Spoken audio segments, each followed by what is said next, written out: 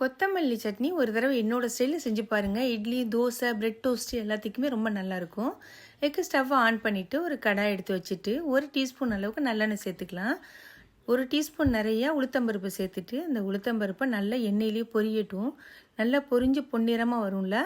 அதுக்கப்புறம் அதோட 5 பல் பூண்டு, 1 துண்டு இஞ்சி, 1 இன்ச் அளவுக்கு புளி, ஒரு 10-15 சின்ன வெங்காயம் கட் பண்ணது, இது எல்லாத்தையும் சேர்த்து நல்லா வதக்கி விட்டுறலாம்.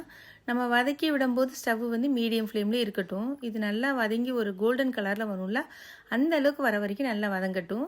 இது கூட ஒரு 3 பச்சை மிளகா காரத்துக்கு தகுந்த மாதிரி அதை நீங்கள் மாற்றிக்கலாம். அதை உடச்சிட்டு சேர்த்துருக்கேன். முழுசாக போட்டோன்னா அது வெடித்து நம்ம மேலே அடிச்சிடும். தேவையான அளவுக்கு கல் உப்பு அதையும் இதோடு சேர்த்துட்டு இதை நல்லா வதக்கி விட்டுறலாம். இப்போ 1 டேபிள் ஸ்பூன் நிறைய தேங்காய் துருவல் அதையும் இதோடு சேர்த்து நல்லா வதக்கி விட்டுருவோம். அந்த தேங்காயினுடைய கலர் மாறி வரும்ல, அந்த அளவுக்கு நல்லா வதக்கி விட்டுறலாம். பாருங்கள், இந்த அளவுக்கு வந்தால் போதும்.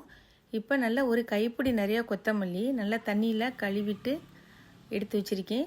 பதியாக கட் பண்ணியிருக்கிறேன். அதையும் இதோடு சேர்த்துட்டு ஒரு 4 பெரட்டி விட்டுட்டு ஸ்டவ்வை நம்ம ஆஃப் பண்ணிடணும். அப்போ தான் அந்த சட்னியினுடைய கலரு, டேஸ்ட்டு, ஃப்ளேவர் இது எல்லாமே ரொம்ப நல்லாயிருக்கும். இப்போ அதை நல்லா ஆற வச்சுட்டு ஒரு மிக்ஸி ஜாரில் சேர்த்து இந்த அளவுக்கு நல்லா பேஸ்ட் மாதிரி நம்ம அரைச்சி எடுத்துக்கலாம். பாருங்கள், இந்த அளவுக்கு இருந்தால் போதும். கலரும் பாருங்கள் எவ்வளோ சூப்பராக இருக்குன்னு. இப்போ அடுத்து தாளிப்பு தான். இதை ஒரு பவுலுக்கு மாற்றிட்டு ஒரு தாளிக்கிறதுக்கு ஒரு கரண்டியோ ஒரு பாத்திரமோ எடுத்து அடுப்பில் வச்சுட்டு 1 டீஸ்பூன் நல்லெண்ணெய், 1 டீஸ்பூன் கடுகு, கொஞ்சமாக பெருங்காயத்தூள், நம்ம ஏற்கனவே பச்சை மிளகாய் சேர்த்து அரைச்சிருக்கிறோம். அதனால் ஒரு காஞ்ச மிளகாய், ஒரு மிளகாய் மட்டும் நான் மூணாக கிள்ளி இதில் சேர்த்துருக்கேன். அந்த மிளகாய் நல்லா பொரிஞ்சதுக்கப்புறம் ஒரு கொத்து கருவேப்பிலை அதையும் இதில் சேர்த்து அது நல்லா வெடித்ததுக்கப்புறம் அதை அப்படியே எடுத்து இந்த சட்னியில் சேர்த்துட வேண்டியதுதான். அவ்வளோதான். பாருங்கள், பார்க்குறதுக்கு எவ்வளோ சூப்பராக இருக்குது. டேஸ்ட்டுமே ரொம்ப நல்லாயிருக்கும். இதை நீங்களும் ட்ரை பண்ணி பார்த்துட்டு கமெண்ட் பண்ணுங்கள். மறக்காமல் நம்ம சேனலுக்கு ஒரு லைக்கை போட்டுட்டு இது வரைக்கும் சப்ஸ்கிரைப் பண்ணலைன்னா சப்ஸ்கிரைப் பண்ணிடுங்க ஃப்ரெண்ட்ஸ். தேங்க்யூ.